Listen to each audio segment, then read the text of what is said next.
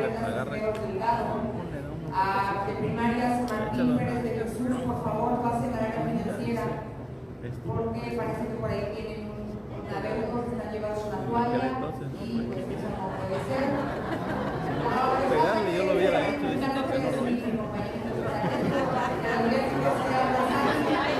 yo respeto a Horacio Luis por lo que hice, sí,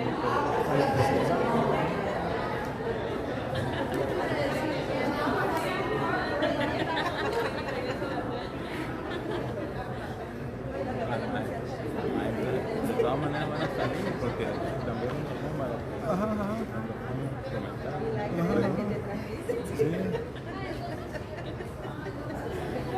¿Ya están listos, compañeros, para dar inicio? Por favor, pasen a la sala. Vamos a iniciar, compañeras, maestras, maestros que están ahí en el pórtico de la sala, por favor.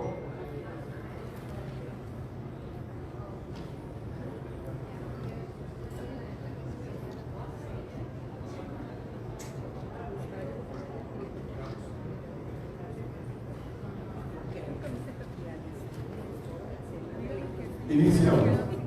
Hola, Naguibel. ¿Cómo estás? Buenos días. Pues aquí estamos ya, Naguibel, con cierto gusto, orgullo, satisfacción, pero un poco de tristeza. Así es, porque todo lo que inicia tiene que terminar. Pues el día de hoy tenemos la última jornada de este encuentro académico internacional y la verdad es que yo me siento muy contenta. Sí, un poquito pues triste porque ya terminamos con estos temas, pero mañana continuamos en un técnico escolar. Y hoy cerramos con el programa académico. Entonces digo, vamos a llegar así como que desbordando información, sabiduría, intelecto a los compañeros. Sí, claro que sí. Y bueno, ¿usted cómo se siente, maestra? ¿Cómo se siente contenta? También muy contenta y preocupada porque tenemos muchos retos, muchos desafíos que enfrentar para transformar. Así es, retos y desafíos, pero hoy por hoy nos damos cuenta que no estamos solos, ¿sí? Que no estamos solos. Aquí hay autoridades educativas que están preocupadas porque esto pues te otorga impulso, ¿sí? Están obviamente pues maestros que están creyendo también en la propuesta, que estamos confiando en el trabajo que estamos haciendo y yo creo que juntos nos va a ir muy bien. Entonces tenemos que, los que estamos aquí, tenemos que agarrar mucha fuerza para poder transmitir toda esta, ahora sí que energía, porque esto requiere de mucha energía, toda esta energía a los compañeros en los colectivos escolares. Y más que tiempos de cambio, son tiempos de transformaciones, de ruptura paradigmática de todo lo que aquello cotidianamente nos acostumbraron a hacer por muchos años y nos tenía en este oscurantismo pedagógico. Y al terminar ya con este epistemicidio que hicieron del magisterio, de los maestros, y que nos daban nada más elementos fraccionados de lo que era la pedagogía, la filosofía, la axiología y la epistemología. En ese sentido, me gustaría escuchar un comentario de la maestra. ¿Cuál es su estado de ánimo, maestra, después de 2 días de trabajo? Hola, buenos días a todos. Pues mi estado de ánimo es muy óptimo hoy, muy feliz, ¿no? Me voy enriquecida de todas las conferencias, de todos los comentarios y participaciones asimismo de los colegas. Me llevo pues una muy grata y buena experiencia y espero poder transmitirla entre mis compañeros y pues mi práctica docente. Muchas gracias, maestra. Pues vamos a dar inicio, pero también queremos agradecerle y darle la bienvenida a todos aquellos compañeros, colegas, cómplices profesionales que se encuentran en las diferentes regiones de nuestro estado y que se han estado conectando a través del sistema internauta que aquí el maestro Matus, el maestro Antonio amablemente nos están apoyando. Muchas gracias, compañeros de las diferentes regiones, maestros, supervisores, asesores académicos, jefes de sector, jefes de enseñanza, coordinadores de programas, delegados regionales y personal de las áreas centrales que no pudieron estar todos acompañándonos en esta ocasión. Muchas gracias y seguimos pues transmitiendo en vivo este encuentro académico internacional. Muy bien. Bueno, pues con el permiso de las autoridades, vamos a dar inicio a este último día de trabajo. Y ya está por aquí con nosotros el doctor Humberto Santos Bautista, quien será el encargado de trabajar esta conferencia, Moviendo Montañas, Educar desde el Sur. Modera esta conferencia el maestro Fernando María Castro. Adelante, doctor Humberto.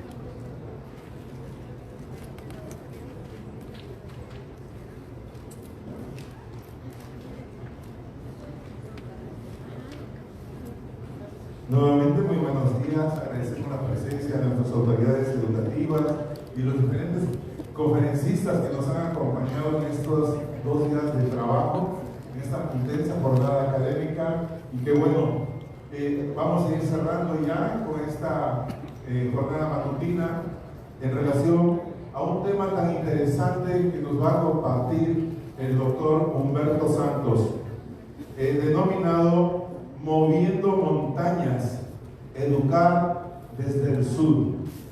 Recuerden que dentro del plan de estudio hay una expresión muy clara del sentido, origen y destino de lo que es la nueva escuela mexicana, todo concretado en una frase: educar desde México para México. Es decir, ya no estar en atención al movimiento eurocéntrico del conocimiento, donde todo era impuesto en América Latina, y lo que decía hace rato, y nos habían hecho un epistemicidio de todas estas teorías y trabajos de los pensadores latinoamericanos. ¿Por qué está aquí Argentina? ¿Por qué aquí está Venezuela? Porque también ellos han sido víctimas de estos epistemicidios, de este aplastamiento que ha habido del pensamiento liberador que debe de predominar en la América Libre. Y en ese sentido tenemos también que reencontrarnos con nuestros hermanos de América Latina. Por eso la presencia de ellos aquí, para fortalecer estos marcos referenciales y fortalecer más esta frase de educar desde México para México, acompañado en esa hermandad, esta cofradía de los pensadores latinoamericanos. Me voy a permitir dar a conocer parte del extenso, pero la verdad, extenso y amplísimo currículum de nuestro estimado doctor Humberto Santos. Él es profesor de educación primaria, egresado de la Centenaria Escuela Normal del Estado en la ciudad de Chilpancingo. Además, es licenciado en educación básica por la unidad 121 de la Universidad Pedagógica Nacional, donde presentó la tesis Estado, Crisis Económica y Educación, la Revolución Educativa, 1984-1988. Además cuenta con la licenciatura en Derecho por la Facultad de Derecho y Ciencias Sociales de la Universidad Autónoma de Guerrero, en donde presentó un examen global de conocimiento sobre Derecho Penal. También cuenta con la maestría en Ciencias Sociales de la Universidad Autónoma de Guerrero, donde se graduó con la tesis La educación indígena, espacio de resistencia o forma de aculturación. Son estudios sobre la región de Chilapa en el año 90-95. Sobre todo cuenta con el doctorado en Ciencias Sociales por la Universidad Autónoma Metropolitana, Unidad Xochimilco, donde obtuvo el grado en tesis por una herejía pedagógica, la educación intercultural bilingüe y los problemas de la formación docente en la región de la montaña de Guerrero, 1990-2000. Esto fue en diciembre del 2002. En el 2003 fue distinguido con la medalla al mérito universitario por la Universidad por la Universidad Autónoma Metropolitana. Es profesor de tiempo completo en la Universidad de la UPN, Unidad 112A, en donde imparte docencia y desarrolla las líneas de investigación referente a la formación docente, la reforma educativa, interculturalidad, educación indígena y rezago educativo. Ha fundado instituciones educativas desde el nivel básico hasta el superior, como la subsede UPN en Chilapa. Fue el coordinador del proyecto de la Universidad Intercultural de los Pueblos del Sur, a partir del cual se creó la Universidad Intercultural del Estado de Guerrero. También ha publicado diferentes artículos y libros.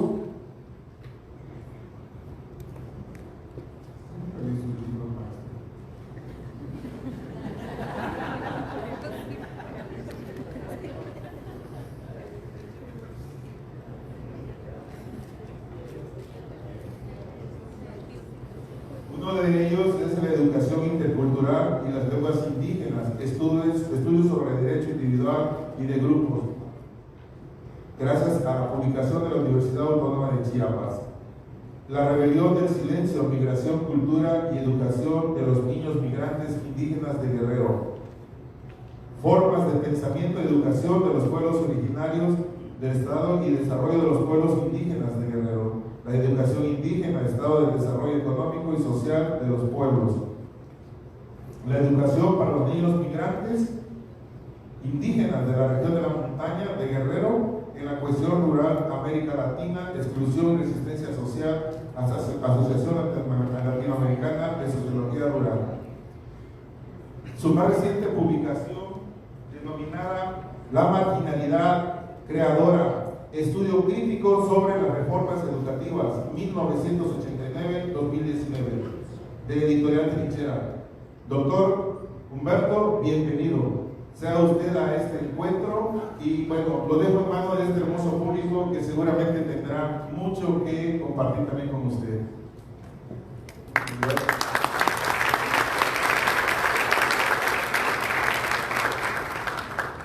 Muchas gracias, pero ya me apenaste, ya no sé qué cosa voy a decir, la verdad. Yo les agradezco mucho la presencia, la invitación y la paciencia por escucharme. Pero fíjense que todo esto trae tantos recuerdos, tanta nostalgia, porque en el 2001 aquí precisamente cerca de aquí, en el centro de convenciones, hicimos un evento que precisamente se llamó así, Moviendo Montañas, transformando la geografía y el poder en el sur de México. Me acuerdo mucho porque al principio, al igual que ellos que batallamos, casi nadie nos quería apoyar, y después el propio presidente municipal, que después fue gobernador, era Severino de Torreblanca, segundo, ¿cómo es posible que ustedes este evento no me lo hayan, bueno, quería, de última hora él se metió de lleno a ese evento. En ese evento lo abrió un personaje entrañable también, que había estudiado a Guerrero, Carlos Montemayor. Conocen su novela, ¿no? Guerra en el Paraíso, que se le dedica precisamente a los caballos. Y lo cerró otro personaje muy querido, igual que ya no está con nosotros, el doctor Hugo Zimmerman, con el cual aprendimos a pensar. Y después hicimos otras cosas pensando en cambiar la educación. Pudiera mencionar a varios, ¿no? Me acuerdo de Carlos Décimo, por ejemplo, que había estudiado tanto la región de Chiapas, estaba emocionado porque pensábamos que íbamos a cambiar las cosas, cambiar la situación, y esto de pronto llena a uno de nostalgia, porque hace una semana platicaba con un hijo y le decía, mira, pues vamos a ir otro día, vamos a poner esto, queremos hacer esto. Y dice, mira, no quiero que te vayas a sentir mal, Pero lo único revolucionario que has hecho, dice, es haberme puesto Marcos, porque él nació en el 95, ¿no? Ese es lo único revolucionario que realmente has hecho, haberme puesto Marcos, dice. De lo demás, Jesús, está bien, dice, que lo hagan. Dice. Y bueno, se los cuento solamente como anécdota porque, pues, la terquedad, pues sigue, ¿no? Y en esto que les iba a compartir, me acordé de que en esos años precisamente se nos había nacido todo eso, porque en España un gran comunista organizó una reunión a la que invitó a uno de los autores que tengo cierta preferencia, ¿no? José Saramago. Y en esa conferencia le decía, cuando participa Saramago, era un personaje consecuente, congruente, comunista, leal. Por cierto, era profesor me parece que en educación secundaria, ¿sí? Pero era un comunista muy consecuente. Y cuando le toca participar a Saramago, yo no estuve en el evento, solamente cuando compartieron, me pude enterar de eso por los periódicos. Cuando le toca participar a Saramago, él suelta una frase que a mí se me quedó desde entonces, estamos hablando de los años 90, a fines de los 90. Decía Saramago, dice, la alternativa al neoliberalismo se llama conciencia.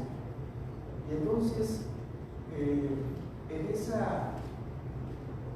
en esos encuentros con la doctora Estela Quintana, con Hugo Semelman, igual nos insistían en que la tarea era precisamente educar la conciencia. Y el doctor Semelman nos detallaba que la conciencia era precisamente el darse cuenta de las circunstancias que estamos viviendo. Creo que eso es lo fundamental. Y bueno, en esa misma cuestión de andar recorriendo la montaña de Guerrero, entramos ahí en una relación con los colegas de Oaxaca. Y ahí en la zona del Istmo, usted se acordará, doctora Quintana, de Juan Barrama, compañero que está en el Istmo, en la UPN también, hacíamos una reflexión, decíamos, en el 2021 vamos a cumplir 200 años de vida independiente. Y le decíamos, esa independencia se hizo en Tierra del Sur, en Guerrero, y resulta que nos ha ido muy mal. Y entonces ahí había un debate con Juan, porque él decía que los sentimientos de la nación se habían redactado en Oaxaca, pero él insistía que no, que había sido en el primer congreso aquí en Chilpancingo, ¿no? Bueno, era un debate interesante, y que en esos 23 puntos de los sentimientos de la nación había, además de lo que plantea ahí Moreno, que la soberanía emana del pueblo, que después se recupera en la Constitución que tenemos en uno de los artículos, ¿no? Había dos cuestiones fundamentales cuando dice que yo lo relaciono con la educación, solo distinguirá un americano de otro, el vicio y la virtud.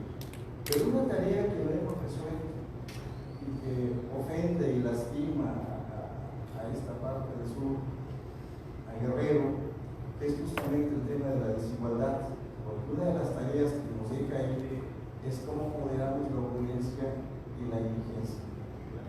Y bueno, ya hemos hablado aquí, hemos dicho que es a partir de que lo único que está repartido socialmente es el conocimiento. Y en esas tareas ahí revisamos, fíjense que es otra lectura también que a mí me parece importante, porque encontré una frase que también ha sido una enseñanza muy bonita, que dice: el miedo al conocimiento es natural, todos lo experimentamos y no podemos hacer nada, dice, al respecto. Dice, pero por temible que sea el aprendizaje del conocimiento, es más terrible la idea de un hombre sin conocimiento. esto viene en el libro de las enseñanzas de don Juan de Carlos Castaneda, que es un libro muy bonito que espero puedan acceder a él. Entonces, si económicamente somos desiguales y políticamente también, lo que nos puede igualar es justamente este acceso al conocimiento. Pero para eso necesitamos asumir esta tarea de educar precisamente la conciencia. Y bueno, y en ese contexto, cuando vemos de dónde los viene esa ruta neoliberal, si ustedes lo recuerdan, y lo asocio a las luchas que hemos desarrollado los maestros, que han desarrollado maestros destacados, que ya hemos mencionado aquí, empieza más o menos a fines de los 80. Ustedes recuerdan, bueno, ustedes están muy chamacos, pero aquí creo que Fernando y yo padecimos los gobiernos, digamos, con José López Portillo, que decía que era el último presidente de la revolución, que gobernó del 76 al 82, y después de eso viene Miguel de la Madrid, que inaugura las políticas, digamos, que empieza a abrir ese camino en la ruta neoliberal. Y fíjense, y menciono a López Portillo, porque en ese tiempo fue candidato único a la presidencia de la República, no tuvo oposición. Y en ese contexto estaba la guerrilla aquí en Guerrero. Yo les decía ayer, si la guerrilla de Lucio no hubiese habido reforma política, y entonces este personaje, este presidente, tenía ahí de secretario de Gobernación a un estudioso de liberalismo que era Jesús Reyes Heroles, y él entonces es uno de los artífices para la reforma política de ese tiempo, de 1978. Esa reforma que permitió la apertura para que la oposición participara pues ya de manera, digamos, legal.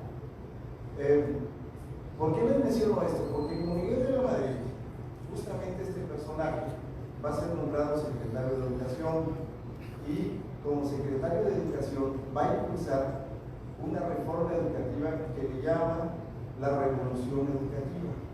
Y esa revolución educativa la va a fundamentar sobre todo en la descentralización del sistema educativo, pero hay otra cosa que hace también. Hace una reforma a los estudios para la formación de docentes, elevándolos a nivel de licenciatura. Es decir, yo soy de la última generación de 4 años en la normal.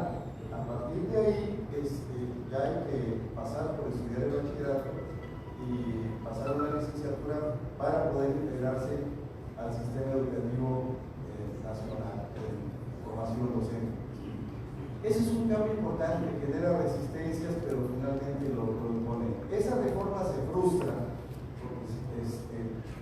porque se muere sobre todo, muere Reyes Heroles en función de secretario, y pues ya no se concreta esa reforma, y después vienen otros personajes grises a sustituirlo, que no pasa nada. Después de Miguel de la Madrid, van a aplicar Carlos Salinas de Gortari. Y si ustedes recuerdan, ahí hay otro cambio. Salinas de Gortari hace otra reforma que le llaman, suscriben un acuerdo que le llaman Acuerdo Nacional para la Modernización de la Educación Básica. Y en ese acuerdo van a meter un esquema que le llaman van a concretar la descentralización. Es decir, van a transferir parte del sistema educativo a los estados, pero transfiere sobre todo algunas decisiones que tienen que ver más con la administración. Entonces, la tesis que yo sostengo desde entonces, o lo que yo decía desde entonces, era que habíamos pasado de un centralismo local defectuoso, un centralismo nacional defectuoso, a un centralismo local peor, porque los estados no estaban preparados pues para asumir lo que implicaba esa reforma. Y entonces se crearon las secretarías de educación en los estados, es decir, pero no con una perspectiva de efectivamente centrar el servicio, ¿no? Los servicios educativos, sino con instancias burocráticas que, espero y entiendo. Por eso decía ayer, me da mucho gusto ver a las autoridades aquí, porque antes nos encontrábamos en las mítines, en las marchas, en las protestas, precisamente contra este tipo de políticas, ¿no? Después de Carlos Salinas,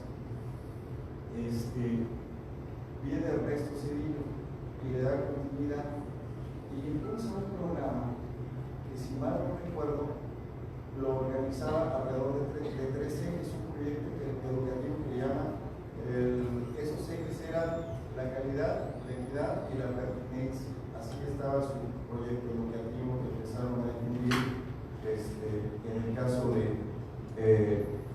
Ernesto de su periodo.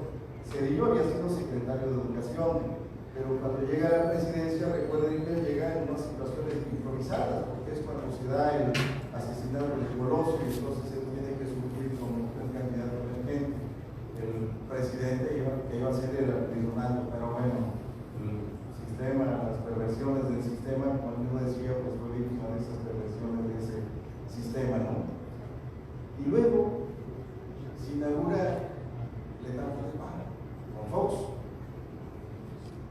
Y Fox no va a hacer absolutamente nada. Va a seguir casi la ruta del mismo proyecto de Zedillo, ¿no? Igual sus grises secretarios que tuvo Zedillo, que incluso unos ustedes lo recuerdan, que había el título, no sé, que era falso y que se adaptaba como doctor, por eso decía que no le diera nada de esas cosas. ¿Qué tal si luego anda uno con problemas, ¿no? ¿Se acuerdan de todo ese detalle, no? Entonces, cuando le pasan a Fox y que no le interesó para nada la educación, lo único que le va a agregar Fox al proyecto de Zedillo, además de la calidad, la equidad y la pertinencia, le va a agregar la diversidad cultural. Y entonces impulsa el proyecto de las universidades interculturales. Estamos hablando del 2000 al 2006. No pasó, no tuvo mayor relevancia. Incluso nosotros ahí, antes de que ellos empezaran, le habíamos invertido 10 años de la vida en impulsar un proyecto de diversidad cultural. Se había dicho que iba a ser la primera en el país, pero como nosotros habíamos pensado, pues pensamos efectivamente formar la intelectualidad indígena, pero no pensada como una aristocracia intelectual, sino pensada como efectivamente recuperar esos saberes, ese conocimiento de los pueblos indígenas y que tuvieran ese estatus. Miren, yo me resisto a llamar pueblos originarios, lo voy a decir con mucho respeto, de manera muy fraterna, porque en la Constitución y en el convenio 169, el concepto que está ahí es pueblos indígenas, y hasta donde alcanza el entendimiento, que no es mucho, pero el diccionario, la palabra indígena, quiere decir precisamente eso, originario. Entonces, siento que si decimos en el concepto de pueblos originarios, pues es un vacío legal, porque no está en el reconocimiento ni en la Constitución ni en el convenio 169, que tiene validez constitucional, porque es un convenio firmado por el Estado mexicano. Nada más es un comentario para luego lo podamos platicar. Eso es lo que hace en este periodo de Fox. Las universidades interculturales finalmente se produce el proyecto en Guerrero, porque pues tenemos la mala costumbre en Guerrero de no ser pues políticamente correctos. Y ese carácter pues finalmente se frustró y la pusieron en otro lado, no donde nosotros queríamos. Nosotros, bueno, no es que quisiéramos, hizo un estudio de diagnóstico y propusimos que fuera precisamente ahí donde había nacido la policía comunitaria. No quiero meter polémica aquí tampoco, porque hay un debate ahí que si había nacido en Santa Cruz o en otro lugar ahí de San Luis Zacatecas. Nosotros propusimos Santa Cruz de Rincón y 3 sedes alternas, precisamente que incluyeran a todos los pueblos originarios y a los afros, y obviamente pues también con la población mestiza de ellos. Creemos que la interculturalidad desde entonces planteábamos que no era precisamente solamente, que no se trataba de folclorizar pues la cuestión intercultural, sino que la interculturalidad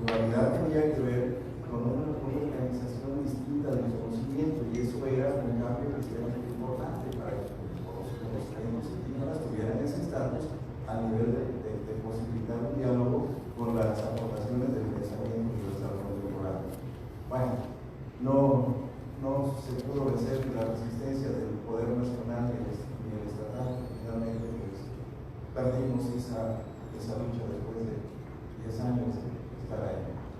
Luego vino el gobierno de Felipe Calderón, y si ustedes recuerdan, ahí firmaron lo que le llamaron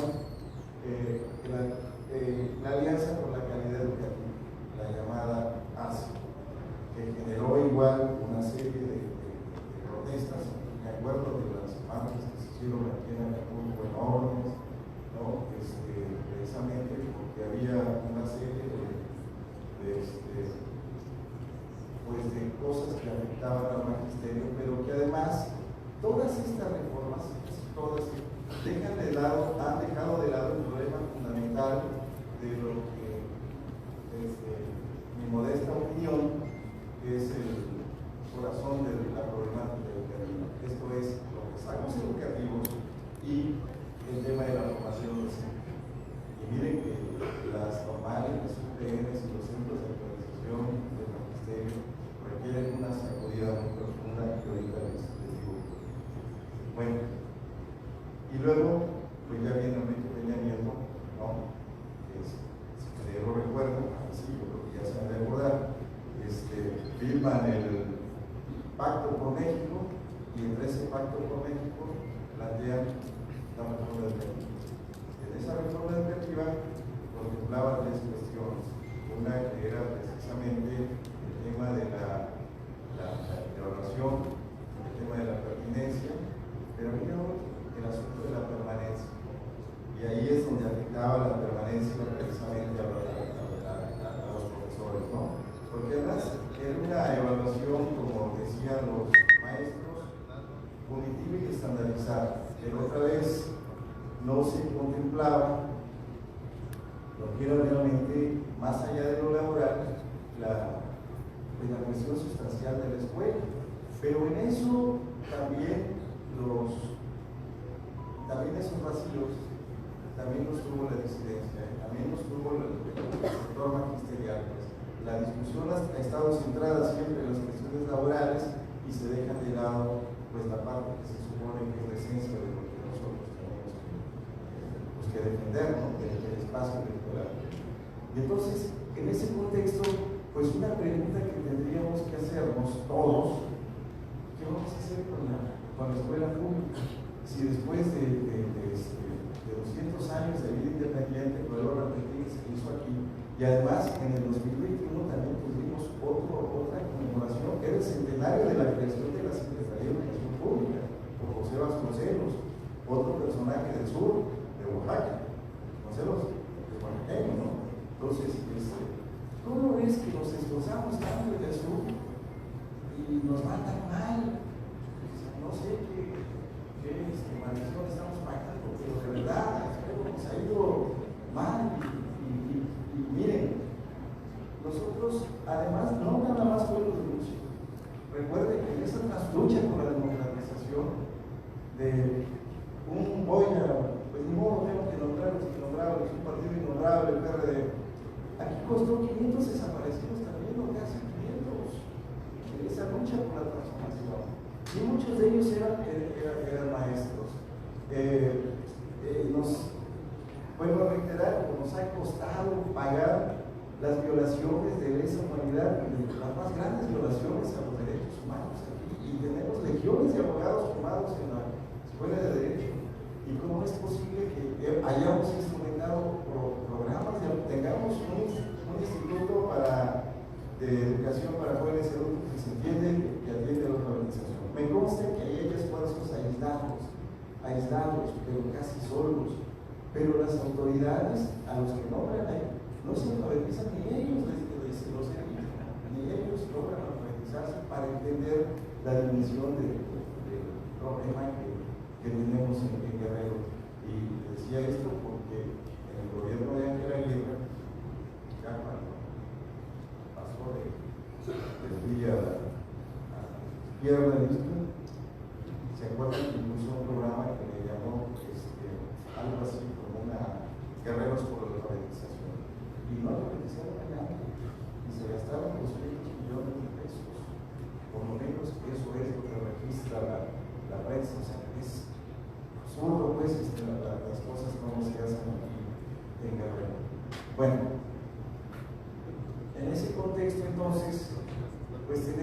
ver la manera de cómo pasar, cómo pedirle aquí también que las autoridades nos ayuden para cambiar ese esquema. ¿Cómo hacemos que esa Secretaría de Educación voy a nombrar la palabra, no tengo otra ahorita en este momento, sea lo académico lo que norme lo administrativo y no a la inversa, para que en las escuelas empiecen a mostrarse sus cambios? Y esto no solamente para las secretarías, sino que pues es para todos, ¿no? Porque miren, los rezagos ahí están, no los tenemos que inventar. Y eso no está en las escuelas solamente rurales, están en los espacios ruralizados de las ciudades, están en Chilpancingo. No podemos tolerar, por ejemplo, que haya niños que terminan la primaria y no sepan leer, pero tampoco podemos tolerar que los egresados de las normales, ¿no?, o de las UPNs, o de los centros de actualización del magisterio, egresen con grados, ayer decían nobiliarios, es cierto, ¿no?, los doctorados y todo, con grado de licenciatura, y no sean capaces de enseñarse a leer y escribir bien, porque esos temas no los hemos platicado en los salones de clase, cuando está demostrado que un niño, si se cuida su educación, en 45 días aprende a leer muy bien, pero hay que cuidar esa educación. Por eso decía que la utopía que yo tengo pues es cómo le hacemos para organizarnos y ofrecer la mejor educación a los sectores más marginados. Eso creo que no nos van a resolver efectivamente de fuera, y si esta propuesta de la nueva escuela mexicana abre sus espacios de apertura o tiene sus espacios de apertura, pues tomemos de la palabra, y eso implica una organización diferente, pero implica también estrategias. Marquemos una estrategia política, marquemos una estrategia pedagógica, y si ustedes quieren también pues una estrategia jurídica de defensa de la escuela pública, ¿no? Y entonces ahí nosotros, en la universidad donde trabajo, formamos un grupito pequeño, un cuerpo académico que ya ven que es de las instancias académicas que en las universidades se conforman, y nosotros creamos uno y le llamamos precisamente en esta perspectiva, y ahí sí es una herencia de esos seminarios que teníamos en el Colegio de México con el doctor Zimmerman, y le llamamos sujeto, contexto y proyecto. Para nosotros la centralidad son los sujetos, ¿sí? Los sujetos y la cuestión del contexto asociado, como decían los compañeros, a la cuestión territorial, porque el territorio también es una construcción cultural, porque por ejemplo, cuando hablamos de la tierra caliente, pues no es nada más el espacio de Guerrero, se cruza hasta Michoacán, ¿no? Entonces, o igual cuando hablamos de la montaña, uno llega a Tlapa y preguntábamos en esos años si ya habíamos llegado al corazón de la montaña, y los colegas de Tlapa decían, no, la montaña está todavía más allá. Y bueno, voy a decirles también de que esto, en estas estrategias, pues, efectivamente, como publicaron el texto los colegas aquí, que no veo aquí, los intelectuales orgánicos de la SED, pero bueno, espero que regresen, publicaron un texto, el maestro siempre el maestro siempre se llama, ¿verdad? Un texto que publicaron. El maestro sin recetas era de Freire, pero el de la Secretaría se llama Un libro sin recetas. Bueno. Y miren, cuando a mí me llamó la atención, porque fíjense que en una ocasión, y aquí hay colegas de la montaña, hay un municipio que se llama Tamajalcingo del Monte. ¿Sí? Bueno, cuando llegan a Tamajalcingo, hay un, creo que Salinas de Gortari tuvo la ocurrencia de hacerles su kiosco ahí, que es, creo que está más grande este pedacito ahí que el Zócalo, ¿sí? Y cuando llegamos estaba lleno de pasto. Y entonces, cuando llegamos ahí para hacer un taller para que pues bajaran recursos ahí para los compañeros, siempre invitan y nos llevan a un lugar donde estuvo ahí el general Vicente Guerrero. Y el general Vicente Guerrero les pidió, en esos años cuando estuvo ahí con su lugarteniente Juan del Carmen, les pidió al pueblo que tenía que fundir las campanas de la iglesia para balas de cañón, pero que les iba a firmar un documento para que cuando la causa triunfara, pues se les iba a retribuir. A Guerrero no le alcanzó la vida para hacer eso, pero cada uno que va uno le sacan a uno ese papel. Yo tengo una copia firmada por el general, y entonces pues Salinas les quiso pagar de esa manera, ¿no? De que todo feo ese Zócalo, ¿no? Pero a lo que me refiero es de que esos espacios que tienen esa validez histórica y que tienen además una enseñanza de resistencia, de pronto se abandonan y se olvidan. Y los grandes ejemplos que tenemos, porque los tenemos en Guerrero, tanto, bueno, ayer les platicaba, por ejemplo, en Tierra Caliente. Hace unos años, 3 o 4 años, fuimos a presentar el libro de un compañero que anduvo en la guerrilla, y él es de ahí de Cirándaro. Entonces, ahí sí en el Zócalo es pequeño, pero tienen el detalle que hay una estatua, nada más y nada menos que el del doctor Ignacio Chávez, que fue un cardiólogo brillante que hizo aportaciones en su campo, reconocido universalmente, ¿sí? Y además fue ex rector de la UNAM, y por no plegarse a Díaz Ordaz, pues evidentemente lo despidieron. Tienes nada más porque pues, de qué estamos hablando, ¿no? Entonces, esos ejemplos, esas historias, ¿no?, que las podemos compartir, que las podemos retomar en nuestros espacios, se nos olvidan. Es decir, para nosotros, pues, la construcción de un proyecto para educar desde el sur, pues tenemos que empezar por recuperar todos esos ejemplos, ¿no?, esos valores culturales, todo eso que tenemos, ¿no? Y entonces creo que tendríamos que armonizar pues esa especie de herencia que se nos ha olvidado, y así pudiéramos mencionar otros lugares que vienen de la historia, que vienen de la cultura, ¿no? Porque Guerrero pues es un espacio extraordinariamente complejo, todo el sur de México, ¿no? Chiapas, lo que es Guerrero y lo que es Oaxaca. Por eso cuando este personaje, un diputado innombrable, que decía que si el sur se separara, el país no se iba a prosperar porque el problema era el sur, Chiapas, Guerrero y Oaxaca, pues se le olvidaba un detalle: las reservas de agua, el 60% de las reservas de agua justamente están en el sur, el norte es árido. Entonces no sé qué haría sin esos recursos, ¿no? Pero bueno, quiero mencionarles, no digo, para mí es importante, pues disculpen el abuso, pero para mí es importante mencionarles estos temas, porque luego no tenemos oportunidad de compartirlos.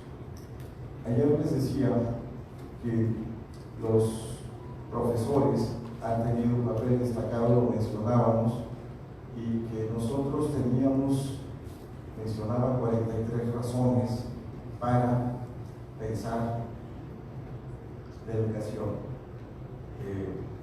por el tema de los 43. Y miren que fueron algunas de las propuestas que pudimos platicar platicar con algunas autoridades y aquí a nivel local decíamos, bueno, en ese periodo de antes de llegar al 2021, la propuesta era cómo adoptar 13 escuelas, las más marginadas, decíamos en ese tiempo del sector indígena, y que fueran, que las volviéramos pues de excelencia, como se dice ahora, es decir, demostrar que se puede trascender lo marginal, que se puede trascender a partir de una buena educación, pero acompañando a los maestros y no dejándolos solos también. Si se les deja solos, pues entonces pues no podemos hacer nada. Y entonces me preguntaba, ¿por qué triste? Yo, porque tenemos que mostrar un ejemplo de congruencia, y el mejor ejemplo de congruencia se llama Ignacio Manuel Altamirano, y me decía, es que para usted es como la estrella polar. Y dije, no, el ejemplo de congruencia es que Altamirano dijo, nací el día 13, me casé el día 13 y me voy a morir el día 13, y hasta en eso fue congruente. Esa era la idea, ¿no? Luego, como se pudo, venía ese centenario de 2020 y decíamos, bueno, entonces pues, subamos de volumen, adoptemos 100 escuelas en esa idea del centenario, y como tampoco se pudo, le decíamos a la maestra Delfina, tuvimos que poder platicar con ella, decimos, adopte 43 escuelas. Originalmente se había pensado como que había nacido los 43, decíamos 43 por 43 escuelas de los diferentes niveles, las más marginadas, para que podamos demostrar, a lo mejor es una cuestión que se puede malinterpretar de una especie de ego, no sé, pero que los deberes pensamos aunque sea poquito, ¿no? Y que podemos hacer algo en estas instituciones, porque miren, hemos desperdiciado tanto, y es que uno, como decía antes, pues se emociona con estas cosas. Sí, Lucio egresó de Ayotzinapa, pero no sé qué pensaría ahora de Ayotzinapa. La verdad no creo que estuviera nada contento como ve Ayotzinapa ahora, ¿no? a los estudiantes. Y hay que decirlo, hay intereses para que las cosas no cambien también, ¿sí? Y esto yo lo viví directamente y se lo dije en su momento al propio gobernador, que los primeros interesados en que no cambien las cosas ahí son ustedes. En segundo lugar, los profesores. En tercer lugar, los alumnos. Y en cuarto lugar, las ONGs que apoyan también, porque también sobreviven ahí con este tipo de cosas, ¿no? Pero lo otro, fíjense, el tema de la Universidad de Guerrero. Y lo menciono porque sigue siendo nuestra universidad más importante y hizo cosas interesantes. Y porque había un proyecto.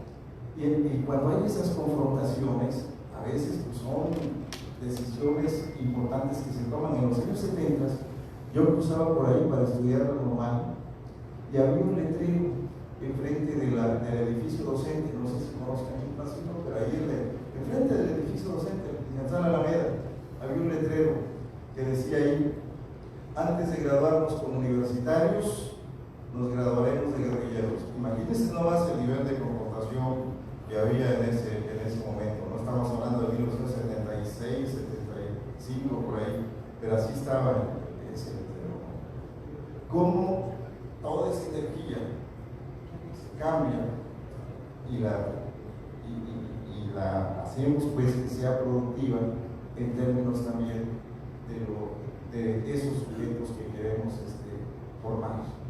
Y ahora, en el tema de la formación docente, ayer les decía que las mejores aportaciones a la pedagogía no vienen del normalismo. Y bueno, a lo mejor hay excepciones, ¿no? Ayer mencionaban una, ¿no?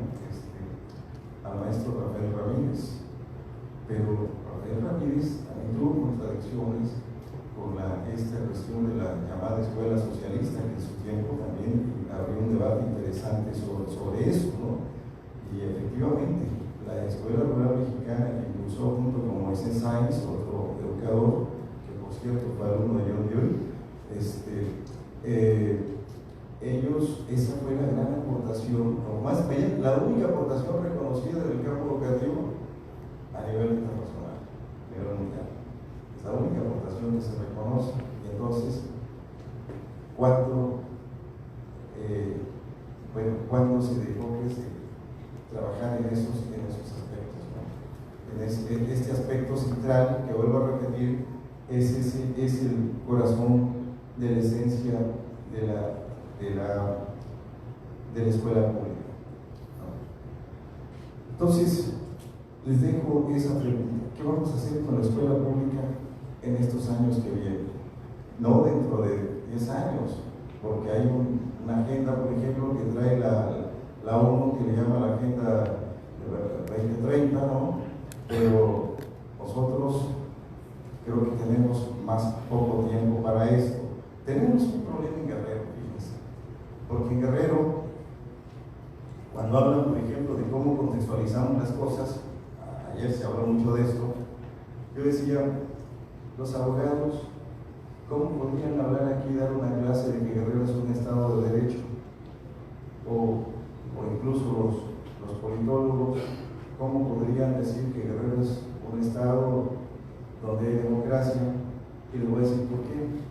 En 170, creo que vamos a cumplir 176 años de historia como entidad independiente, y en esos 76 años de historia, solo 12 gobernadores, Astudillo fue el último, han cumplido su periodo de gobierno. Entonces, eso nos lleva a cuestionarnos también que en esta movilidad permanente, en esta rebeldía permanente, pues, ¿qué vamos a hacer con Guerrero? ¿Sí? ¿Y qué vamos a hacer con la escuela pública? Porque, pues no tenemos mucho tiempo, pues, pero sí hay que acompañar esta tarea de educar. Y la tarea de educar, vuelvo a insistir, es una cuestión ética. Cuando los maestros asumamos todos que tenemos un compromiso ético y no una simple charla, quizás entonces empecemos a cambiar las cosas. Por eso, esa tarea es una cuestión de conciencia. Y como dice Saramago, esa alternativa al neoliberalismo se llama conciencia. Entonces, educar la conciencia, pues es una tarea nuestra y de nadie más. Les agradezco su paciencia.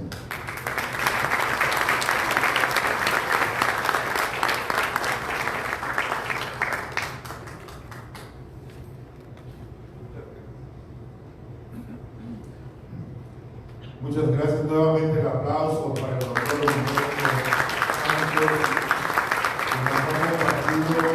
esta conferencia Moviendo Montañas, Educar desde el Sur. La pregunta aquí es: ¿qué implica esto? ¿Por dónde podemos empezar? Y él acertadamente nos daba una primera propuesta: generar acciones de trabajo alternativos para la transformación y alternativos al neoliberalismo. Terminar con el neoliberalismo a través de educar la conciencia, decía él. Pero ¿qué es educar la conciencia o en qué consiste adquirir esta conciencia? Él también nos decía que esto es parte de la capacidad del ser humano por darse cuenta de las circunstancias en donde se encuentra viviendo, desarrollando y haciendo su propio proyecto de vida, ya sea en familia o en comunidad. Pero que hay otras implicaciones desde la perspectiva de la educación y que muchos de nosotros, de hecho todo este auditorio hermoso que nos acompaña, tendrá mucho que ver en este megaproyecto de Moviendo Montañas desde el Sur, que pronto lo van a conocer.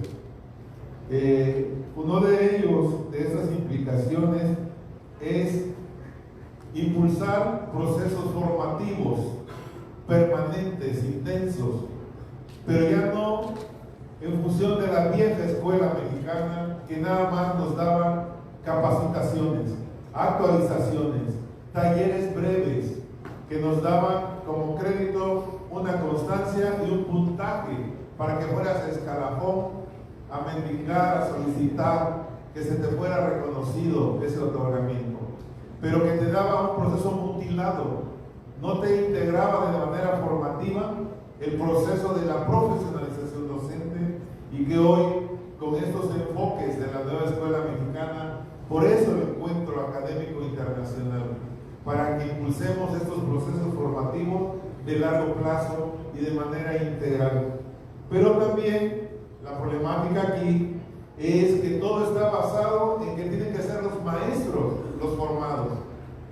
Y hay un personaje que determinamos, no sé si recuerdan la apertura del evento, cuando nos decíamos que la nueva escuela mexicana nos plantea rupturas paradigmáticas enormes. Una de ellas es el marco conceptual. Y nosotros sugerimos en el protocolo de apertura que no le vamos a presentar autoridades aquí en el presidio. De hecho, que ya no hay ni presidio. Hay salas de conversación, espacios de interacción, y que los personajes que iban a estar aquí no iban a ser autoridades o funcionarios, porque el funcionario o funciona bien o funciona mal, que por tradición lo hace mal. Pero entonces, la mayor implicación era aquí convivir con grandes líderes, y la presentación fue en ese sentido. Líderes académicos que estaban aquí con nosotros, el líder académico de preescolar, el líder académico de los diferentes niveles, las autoridades, los líderes de finanzas, el subsecretario como líder académico de los líderes que conforman su estructura, y el megalíder, nuestro secretario de educación. En ese sentido, se hizo este protocolo, y que ahora el proceso formativo también, la factura pendiente, y no sé si recuerdan ustedes cuando arrancó este proceso formativo de largo plazo, el primer proceso formativo que nos compartió la Dirección General de Formación Continua de la Ciudad de México a cargo del doctor Rodrigo Castillo, ese día 25, el primer proceso formativo fue dirigido para las autoridades educativas.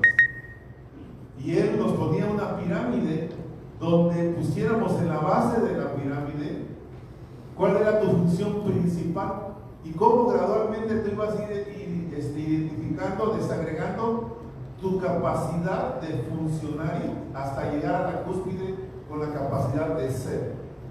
Sin embargo, esa sesión quedó ahí. Todas las baterías se fueron sobre los maestros, porque piensan que nada más los que se deben de transformar son los maestros.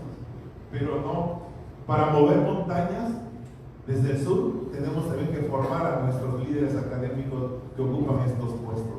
Y de hecho ya el subsecretario nos ha autorizado en fechas próximas a arrancar el proceso formativo para las autoridades de las áreas centrales, incluido a él como líder de este proceso.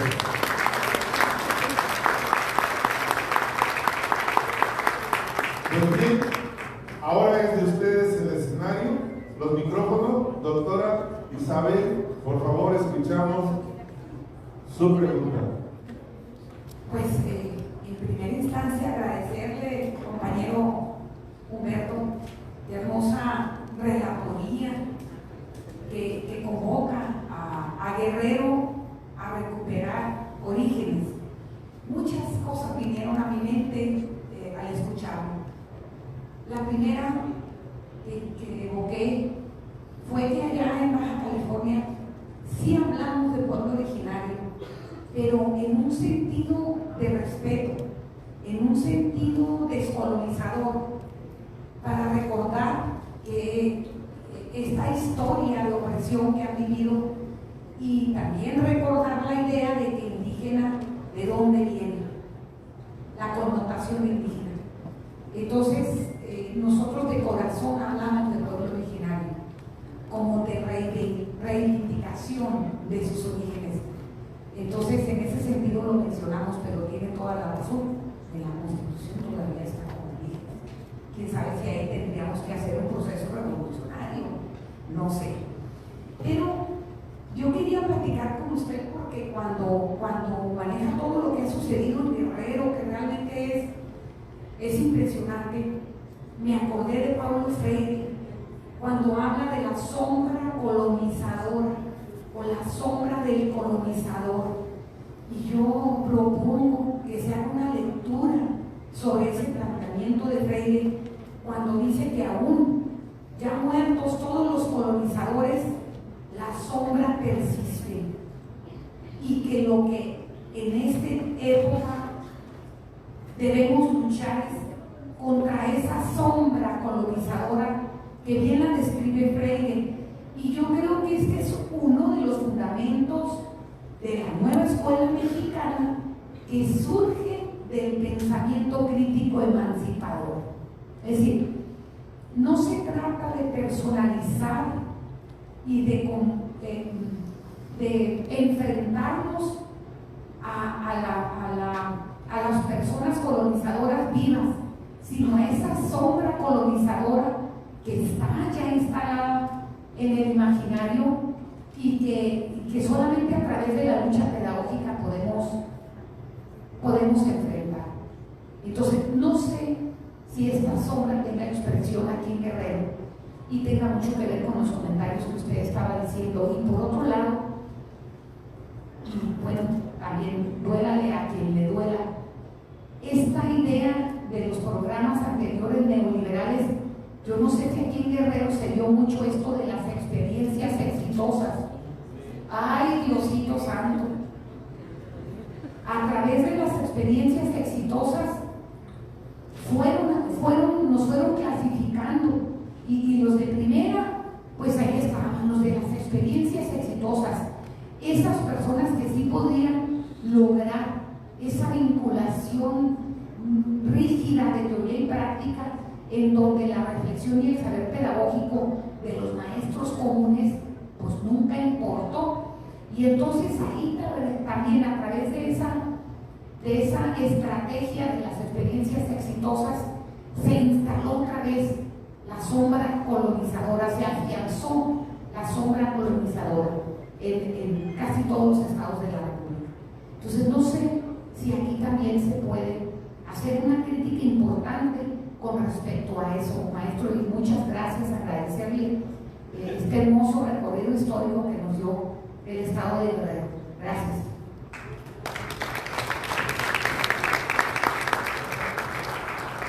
Pues el agradecido soy yo, muy agradecido con todos ustedes y voy a agradecer más cuando, más allá de que si ocupamos espacios o no, nos volvamos a encontrar. Porque pues aquí todos somos soldados brazos, ¿sí? No hay jerarquías, lo dijo muy bien el compañero, los títulos nobiliarios pues no vienen ni al caso, porque bueno, hay un texto que creo lo publicó, por cierto, con las citas unos años, no sé si lo vieron, dice el doctorado no quita los doctorado, así se llama el libro, y creo que está muy bien el título, pero bueno, ahorita que hablaba usted de la cuestión educativa, me acordé de una cita que hace Freire en su libro Pedagogía del Oprimido. Por aquí debe estar el compañero que conoce muy bien a Freire y pues que me corrija o que me recuerde, pero yo me acuerdo de la cita que viene ahí donde dice Freire, la educación, dice, como dice Che Guevara, es un acto de amor. Y entonces él hace una cita de una carta que Che le escribe a Carlos Chicano, que era director de la revista Marcha en Uruguay, que era una revista de izquierda, y le dice Che en la carta: déjeme decirle, a riesgo de parecer ridículo, que la revolución es un acto de amor. Bueno, la educación es un acto de amor en ese sentido, que lo describe muy bien la doctora Estela Quintal. El conocimiento es un deseo, conocimiento como deseo, es un deseo precisamente de liberarse a uno mismo, ¿no? Y miren, a veces es un tanto complicado. A mí me gusta contar esto porque si no hacemos visibles a los compañeros que están allá, pues nunca se hacen visibles. Hablamos de nosotros y que somos muy buenos y eso. Aquí los compañeros de la montaña seguramente conocen o han oído hablar de Citlaltepec, una actividad perdida en el corazón ahí sí de la montaña. En otra, Citlaltepec, que tiene 18 anexos, entre ellos Ojo de Pescado. Fuimos un día y otra vez la mentalidad pues académica aquí de llevar sus engarboladitos para repartirlos y hacer el taller. Pero si usted se encuentra ahí 500 gentes, pues ya es otra cosa. Y entonces me acuerdo que un compañero de la banda, sí, recién se sentía pues doctor, y dice, si quieres, dice, yo lo pienso, pues, algo es, digo, sí, está bien. Entonces empezó la sesión, con 1 hora empezó a hablar, y como vio que todo el silencio ahí, le dice, pues díganles que entendieron o que si tienen preguntas. Y ya le dije al muchacho que era de la enfermería, le digo, pregúntales, pues diles que si van a preguntar o que entendieron. Dicen que no le entendieron nada. Le digo, ¿por qué? Pues porque la mayoría son, tú sabes, ¿no? Y metas, ¿no? Entonces, pues, la mayoría no hablaba. Y entonces, pues ya buscamos los equipos de traductores para poder entenderlos. Y estuvimos ahí yendo como 1 año.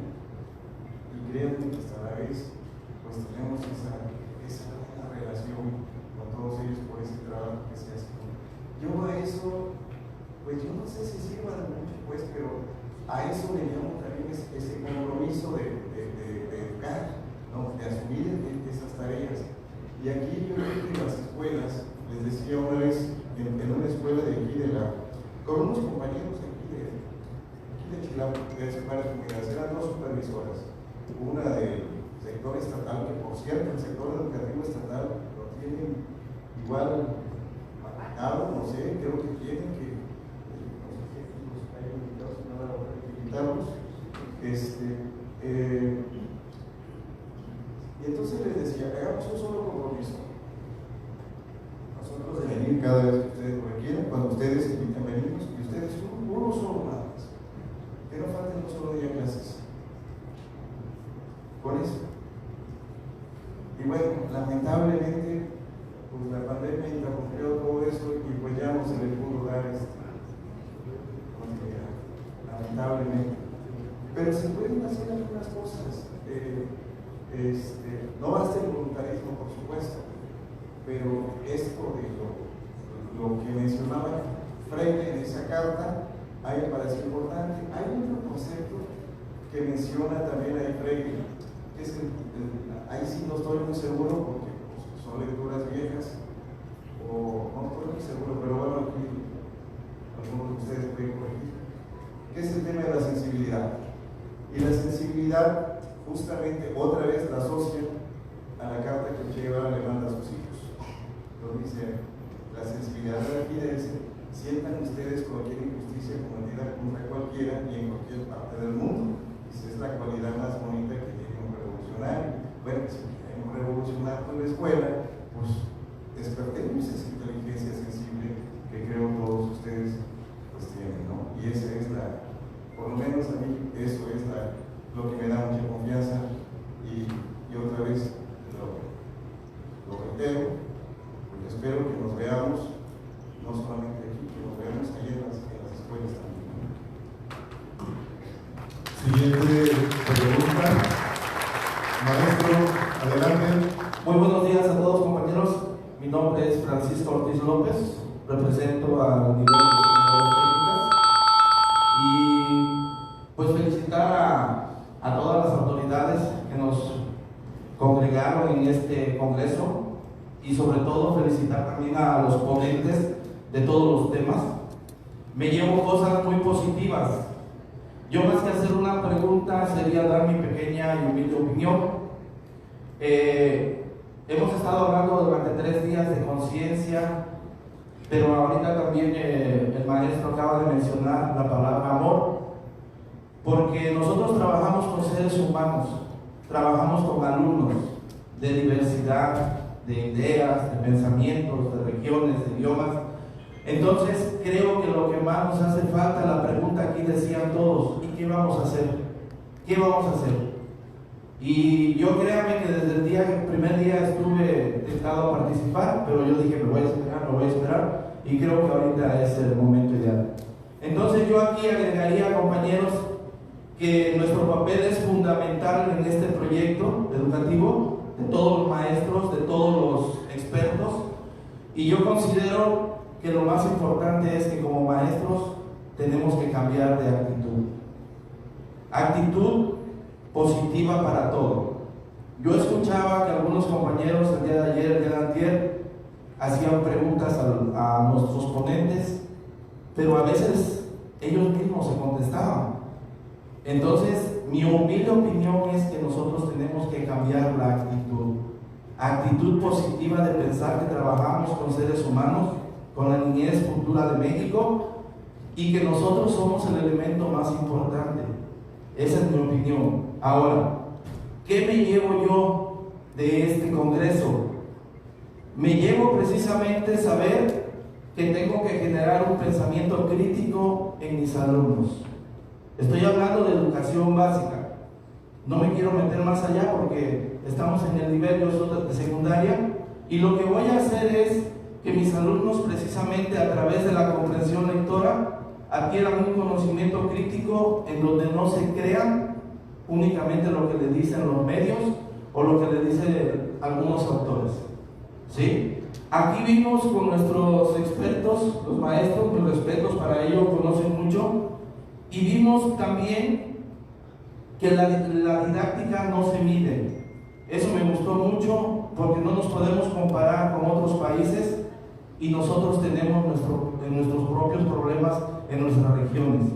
Entonces aquí lo ideal es que nosotros tomemos conciencia, y yo le agregaría de corazón, pensemos en nuestros muchachos, en todos los problemas que están viviendo dentro y fuera de los hogares, que no es culpa de ellos, pero que sin duda les afecta o les beneficia. Decían ellos, ¿y cómo vamos a evaluar? Ayer escuchaba la palabra evaluación. La evaluación es formativa, compañeros, y es ahí donde debe de haber un cambio de actitud, porque hay compañeros que se resisten a evaluar de manera formativa y evalúan como una forma de represión. Sabemos que la evaluación formativa es lo que más, es la evaluación más pertinente ahorita, porque es la que nos permite conocer al sujeto, conocer al contexto. Ustedes mencionaban que trabajamos con el sujeto. Hay que conocer al alumno, qué problemas tiene. Después de conocer al alumno que no tiene papá, que su mamá es alcohólica, que su mamá es mamá soltera, pues yo creo que el alumno tiene muchos problemas, tiene muchos inconvenientes para rendir académicamente. ¿Sí? Los expertos saben más de esto de evaluación formativa. El desafío de nosotros, ¿cuál es, compañeros? Mover montañas, decían, y la montaña precisamente creo que es nuestra actitud, nuestra conciencia de querer hacer bien las cosas. Yo vine aquí a este congreso a aprender cosas positivas. Todo tiene cosas malas y todo tiene cosas buenas, pero yo estuve tomando nota de todo lo que dijeron mis compañeros, los ponentes, de lo que han dicho aquí en el estrado. Anoté solamente las cosas positivas, porque precisamente ese es un pensamiento crítico. No me voy a creer todo lo que me digan, pero sí voy a pensar en mis muchachos.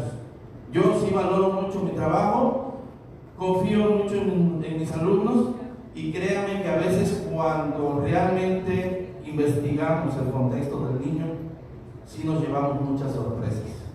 Yo tengo alumnos con discapacidades diferentes, tengo alumnos con silla de ruedas, tengo alumnas que no tienen visión perfecta, ven muy poco. Entonces tenemos que tomar en cuenta todo eso, compañeros.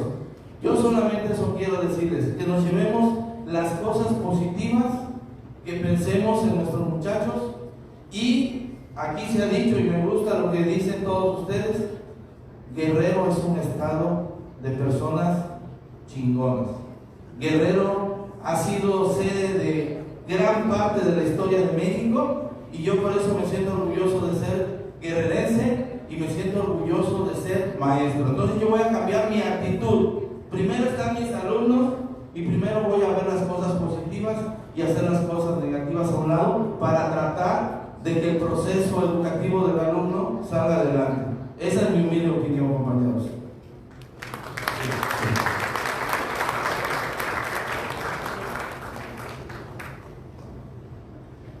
¿Alguna otra pregunta? Adelante, maestro. Bien. Antes que nada, pues felicitarlos a los ponentes. Lo acaba de mencionar el compañero maestro.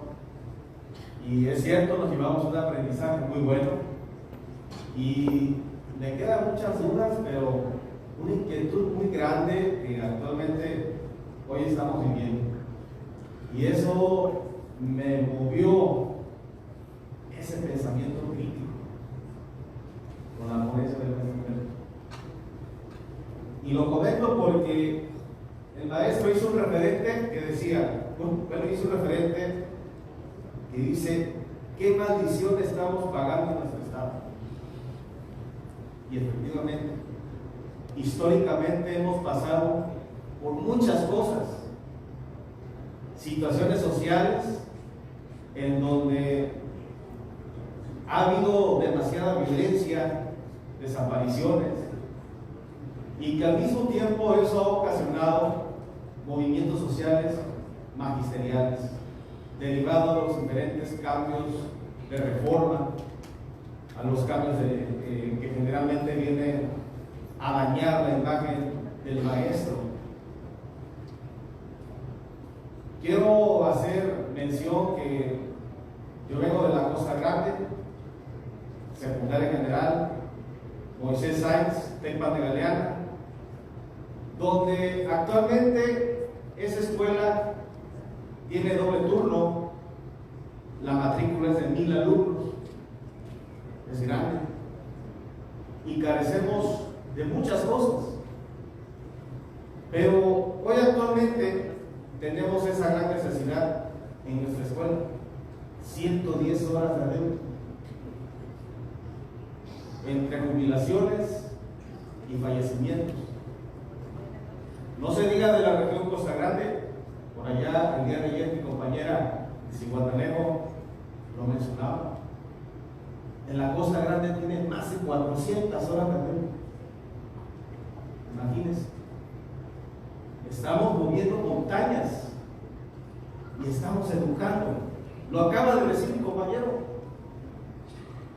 Amor al arte. Usted lo acaba de comentar. Por ética y conciencia. Lo estamos haciendo. Tenemos esa profesionalización. Compañeros que hace 4 años están trabajando 20 horas sin goce de sueldo. 20 horas. Algunos 10, algunos 4. Y es cierto lo que dice Lucio Cabañas, mi paisano de Atoyac Gámez, que dice: ser pueblo, hacer pueblo y estar con el pueblo.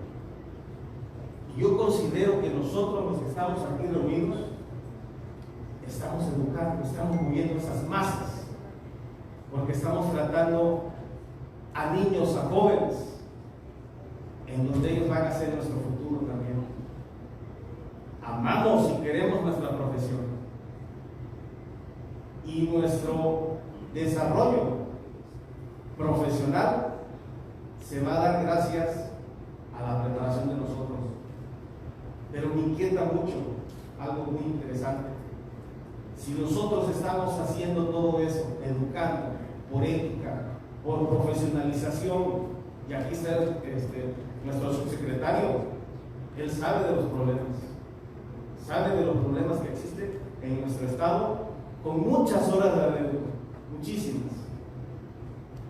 Y es cierto, nuestro sueldo, nuestro salario es poco, pero estamos haciendo lo imposible, porque amamos nuestro trabajo.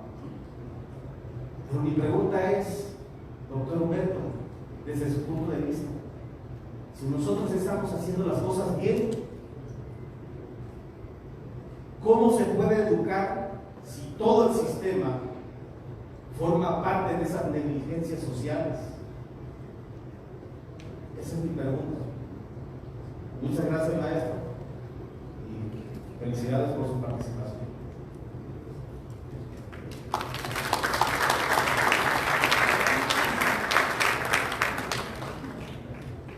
Gracias, maestro.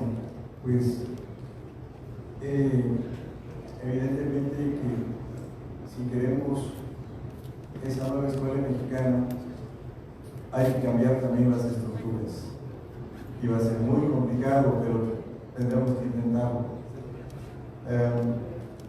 Yo me acuerdo de una enseñanza que me decía mi abuela, y decía: los hombres y las mujeres tienen que aprender a crecer en la adversidad. Y creo que esa es la ruta que tenemos que seguir, pero también volviendo a estos ejemplos de la convicción. Educar es una pasión libertaria también, y a veces efectivamente tiene más amarguras que sobre todo en esos aspectos laborales, porque enfrenta a uno estructuras burocráticas terriblemente complejas, y los tiempos de la burocracia no son los tiempos de la escuela. Esa es la otra situación, ¿no? Fíjense que, y claro, yo digo que aquí tengo que llegar a esos extremos pues de la convicción, y pues otra vez, y disculpa que a veces abuse de la cuestión de los ejemplos como educador que uno es, pero yo me asumo como educador, no como burócrata del servicio al gobierno del Estado. Por eso cuando Ángel Aguirre me pidió que les ayudara ahí en Ayotzinapa por la crisis de los muchachos que habían matado en diciembre, ahí en la autopista, lo primero que le dije que yo no podía ser su empleado. Yo tenía que ir de manera, pues ahora sí que voluntaria, ayudar a la escuela, y que iba por los jóvenes, no porque hasta era una cosa absurda que por el nombramiento de un director hasta febrero no habían tenido una sola clase. Entonces yo tenía que sacar los 2 semestres de febrero a julio, y así lo hicimos, y hasta la vez nos llevamos bien con ellos. Creo que por eso me tolera. Pero bueno, volviendo al ejemplo de la convicción, ahí en el Balsas hubo un personaje interesantísimo que se llamó Rómulo Sánchez, un señor del que estamos escribiendo algunas cosas ahí con otro colega del Balsas. Los que sean del Balsas, pues a lo mejor lo conocen. Ahí era de San Miguel de Cristiano. Era una cosa curiosa, porque era pues, campesino, no fue a la escuela. Estamos hablando de los años 60, por ahí, 40, 50, 60. Militante comunista, aguerrido, amigo de Genaro, pero finalmente se distanciaron porque él no creía mucho en la guerrilla, pero le ayudó.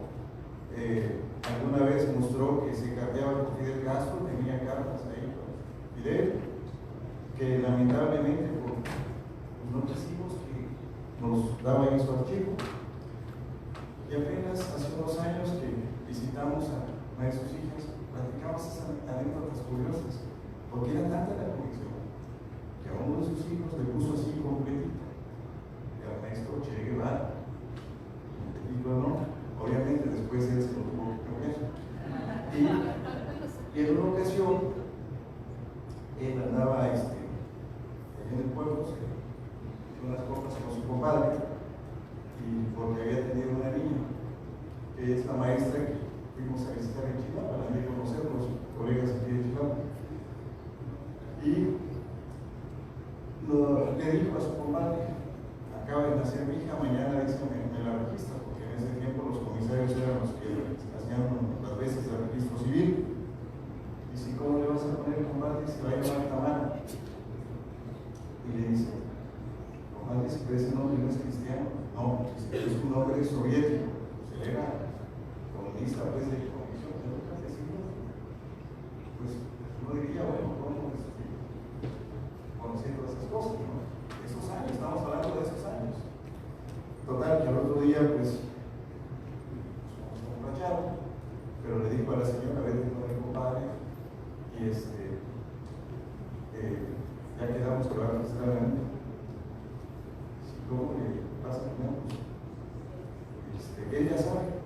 Y se fue la señora, llevó a la niña, y le dice: pues vengo porque me dijo que va a registrar a la niña.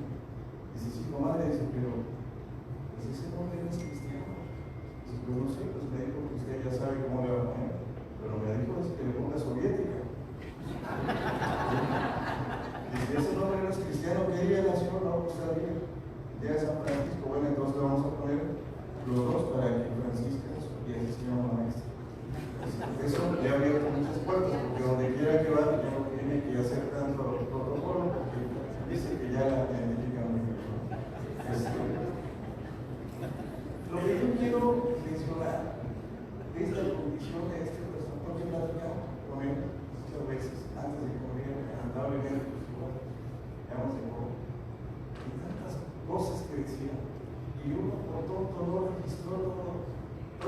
historial, cómo es que un campesino subió por esas vivencias y tuvo ese intercambio, imagínate con un personaje como Fidel, ¿no? En fin, yo creo que los profesores no es un asunto de voluntarismo y por supuesto que hay que resolver esas injusticias, pero también hay que quitarse algunos dogmas. Esto me ha creado problemas con los normales, por ejemplo, cuando veo esto, es que los únicos que estamos para enseñar son los normalistas, y luego les hago esto de que las fundaciones son que eso no viene del normalismo. Y si es que usted no es normalista, no, yo también pasé por la normal. Entonces, esas culturas nos van a costar trabajo, pero eso implica cambiar la organización de la escuela, porque si no, la imaginamos en esos tiempos de la burocracia, ¿no? Y con mentalidad burocrática, pues el burócrata pues está pendiente de si llega tarde y sale temprano del empleo, ¿no? Es decir, esa es la cuestión. Y la tarea que hace el profesor, pues es una tarea de otro tipo. Yo sé que suena feo esto de decir es una tarea intelectual, ¿no? De hecho, ya me llegó un libro, profesores como intelectuales, pero a ver, yo no estoy hablando, como diría Weber, de la aristocracia intelectual, estoy hablando de los constructores de ese conocimiento que viene desde abajo, y yo digo, tampoco romantizar que vamos, no, hay que subirse esos lenguajes de la ciencia, los nuevos lenguajes de la ciencia, lo propongo a sus 3 ejes, los nuevos lenguajes de la ciencia, los lenguajes de la tecnología y los lenguajes del arte, porque finalmente educar, formar personas, pues es un arte más que una ciencia, pero eso no implica que no aprendamos lo demás.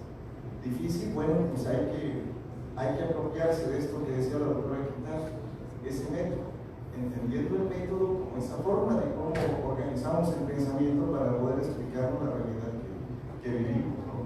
Y por supuesto que hay que incluir en esa agenda, pues ahí sí, cómo armonizamos la agenda laboral con la agenda de la escuela.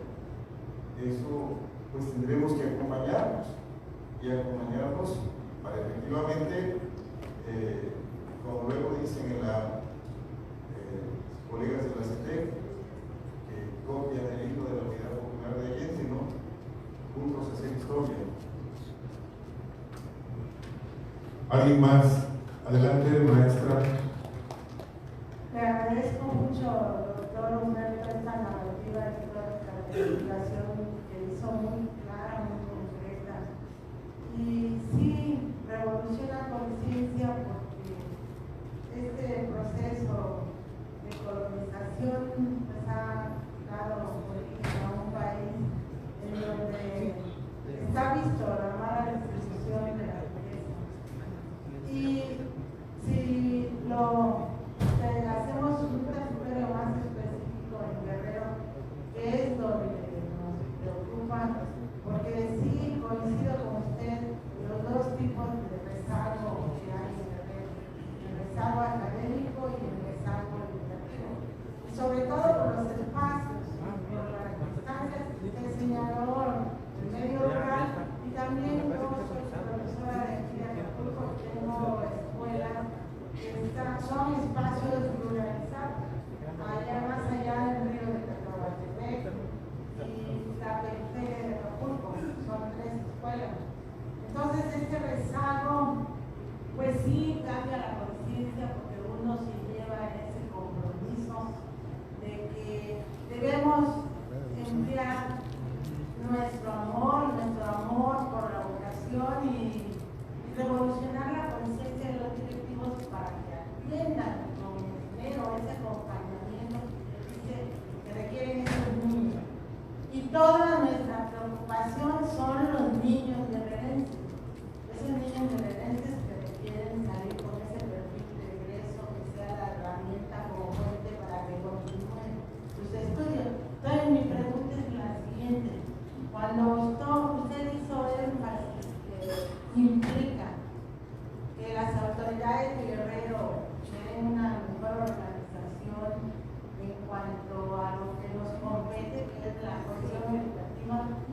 yo sí quisiera una mayor especificidad en las estrategias que usted propone en la cuestión de lo pedagógico, porque eso de las normales sí preocupa, porque esas normales donde no tienen clases y van a llegar a nuestras escuelas, pues sí es un problema serio.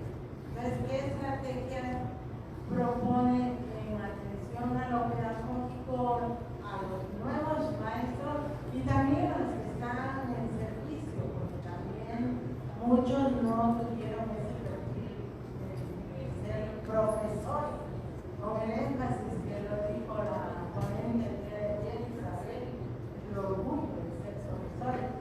Y estrategias también relacionadas a lo jurídico, porque recuerde que ahora ya se institucionalizó constitucionalmente el derecho de los niños al aprendizaje. Entonces sería un delito que nosotros, los que estamos involucrados, los actores, no atendamos ese aprendizaje, ya sea desde nuestra posición, ¿no? Si es cuestión de distribuir los recursos o de atender con mucha conciencia y pensamiento crítico al niño para emanciparle su idea de libertad y tomar decisiones autónomas para tener una vida feliz. Entonces, esa es mi pregunta, una especificidad más en las estrategias que propone relativo a la educación en cuanto a lo pedagógico y en cuanto a lo jurídico. Y mi invitación sería a la estructura orgánica de la Secretaría de Educación Guerrero que se pugne, porque, y nosotros como población que estamos aquí pensante y con un espíritu emancipador, propongamos a nuestro diputados y senadores a que se pugne por un mayor ingreso, ¿no? Y recurso a la educación, que creo que es la clave para que Guerrero camine hacia adelante. Gracias.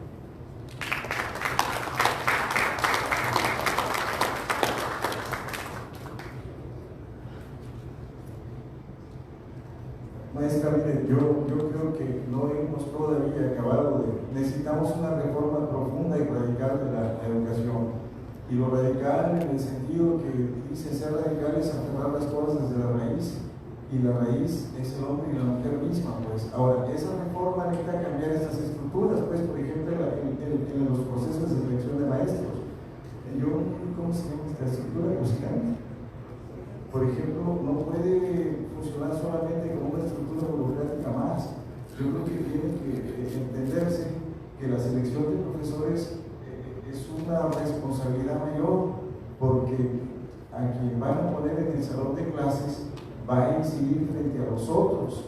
Cuando uno está con personas, pues debe uno aprender que son gentes diferentes, que cada ser humano es irrepetible. Eso no siempre se aprende en los salones de clase, pero también empieza por transformar las instituciones formadoras de docentes, porque la pudrieron la corrupción de los sindicatos, pero también la corrupción de las autoridades, por ejemplo en la Universidad Pedagógica, ¿no?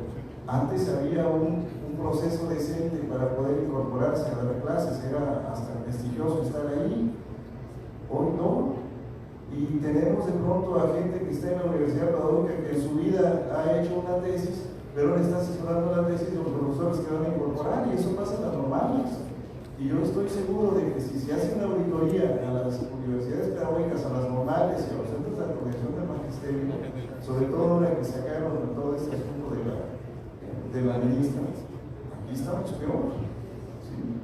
Si hacen una auditoría de fondo, la cosa sería limpiar todo el cochinero que tenemos en las escuelas, porque pues entonces ¿cómo vamos a devolver la regulación ética al magisterio? Pero eso también es una exigencia que tenemos que abrir con la escuela, la educación pública, y no nada más cerrarla y decir que los padres de familia nada más de ahí para afuera, ¿no? Tenemos que abrir proceso de selección de profesores, creo que tendremos que ser cuidadosos. Tanta gente valiosa que no queda fuera y que cuando uno escucha la conversación, pues dice uno, pues estos deberían estar dando clases. Y esto lo ve uno, ¿no? Una vez yo iba a entrar ahí en la UPN, que era cerca de la escuela primaria, que es la mejor que tenemos en Chilpancingo. Y ahí pues yo oía los comentarios de la gente de fuera, ¿no? Si estos maestros llegan, hacen bien las cosas. Pero en otras escuelas, cuando vamos, la señora que está vendiendo también dice, si yo fuera la directora de la escuela, me dirían estos profesores, ¿cómo? Sí, lo que expresaba era de que no estaba funcionando la escuela. Yo creo que tiene usted razón. Hay que ver esos procesos y cuestionarlos. Es muy difícil, sí, porque hay pues aquí se juntan. Yo lo digo de manera fraterna, se los he dicho a ellos, es que no hay mucha diferencia entre los chavos del centro y los chavos de la CETEC. Yo así los digo de manera fraterna, pues porque tenemos que hablarnos también con esa franqueza y con esa claridad, porque no se puede seguir solamente discutiendo los temas laborales y dejar de lado lo fundamental. Tenemos que empezar a hacerlo y hacerlo de nuevo. Doctora Estela, desea. Adelante, doctora. Bueno, muchas gracias, Humberto, realmente hermosa comparecencia. Y creo que hay cosas clave esta comparecencia. La importancia de la memoria de la historia. Y eso se configura desde el análisis del presente. Pero también tengo una palabra clave que a mí me consta desde mi experiencia con Humberto, que es el acompañar y el caminar la realidad. Porque yo vengo de la montaña caminando y Hugo se está caminando con Humberto distintas zonas, ¿no? ¿Y por qué creo que es muy importante el acompañar? Porque los procesos, y lo digo porque también trabajaron un tiempo en Cuba en el peor de los momentos.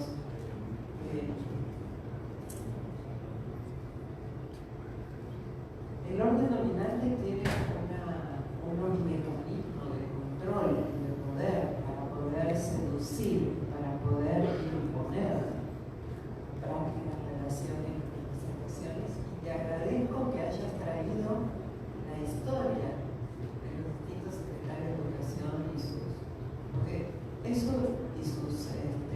trabajos, porque eso fue parte de los mecanismos de control para que los maestros aprendiéramos a hacer lo que es a contrapelo del sentido común. Todo el sistema educativo aprende en contra de la vida y se supone que esta reforma va en el sentido de la vida. ¿Okay? Pero cuando no hay un acompañamiento para ese cambio radical en el proceso, pasa lo que va a pasar mañana, acá mismo, en Guerrero, mientras nosotros estamos acá. ¿Sí? Y lo digo muy respetuosamente, porque también respeto a los maestros que buscan alternativas porque no saben cómo. Mañana va a haber en Ayotzinapa. Lo digo porque me llamó un estudiante, porque, bueno, gente conocida, porque Cristina, una de las mamás de los desaparecidos de experiencia, ha estado muy cerca. Conocemos esa historia de Cristina, que había que escucharla también. Y me dice, por suerte va a venir mañana, nos van a venir a hablar de las competencias, va a venir el doctor Tobón, va a empezar mañana el curso, porque así podemos entender mejor cómo desarrollar el programa de la niña. Entonces yo me pregunto, en el mismo estado, en Ayotzinapa, que lo repite con mucha... ¿Por qué lo digo? Porque cuando uno no sabe qué hacer, vuelve a lo conocido. Y así como el sistema educativo invirtió tanto dinero en domesticar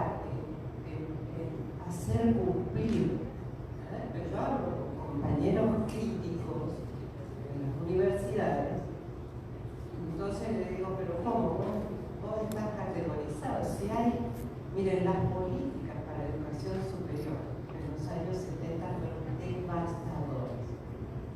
Y el propio pensamiento crítico académico no deja un solo espacio para estar categorizado y ganar dinero. Hoy representan a uno no como intelectual y su obra, por eso me encantó como lo presentaste a Humberto, sino por el nivel de categoría.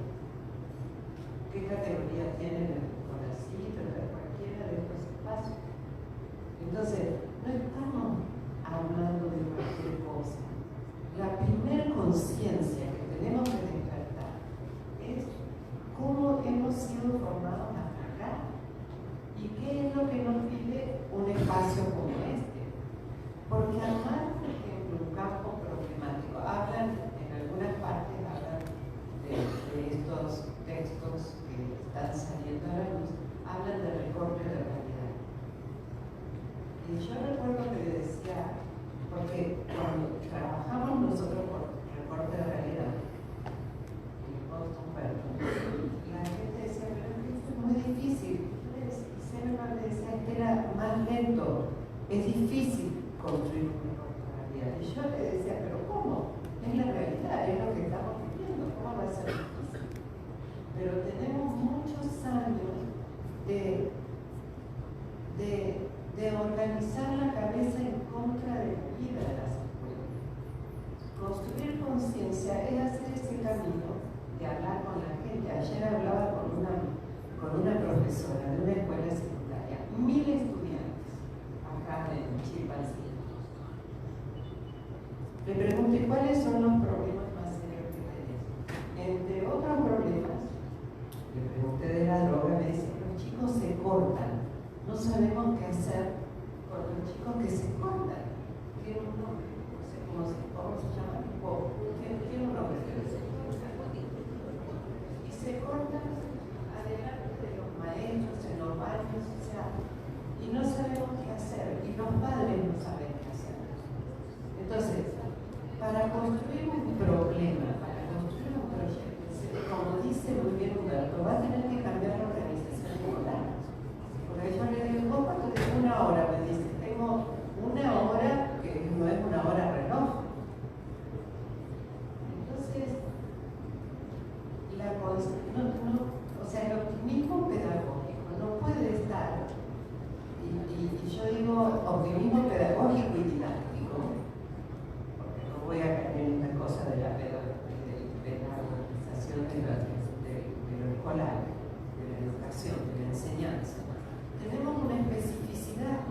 Los enseñantes tenemos una especificidad que no puede enseñar, que no puede seguir en esta misma organización. Armar un proyecto, un eje integrador. Un eje integrador implica integrar a todo. Entonces, tendríamos que organizar nuevas formas de enseñar donde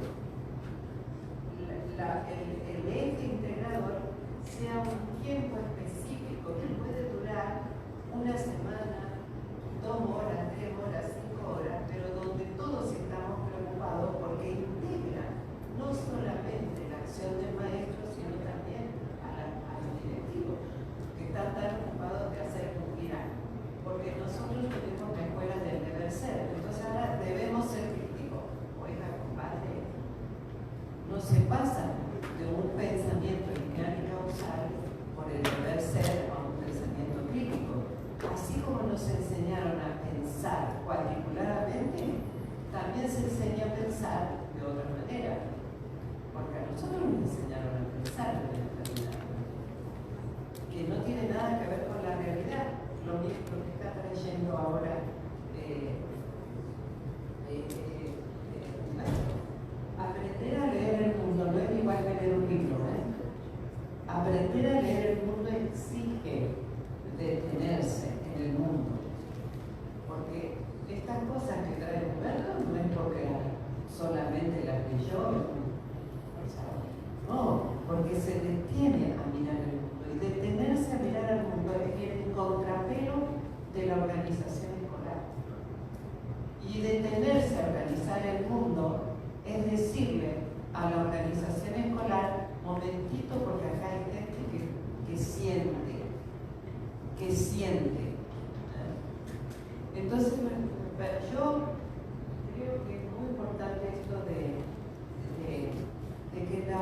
los compañeros que hoy tienen la responsabilidad de dirigir en este espacio.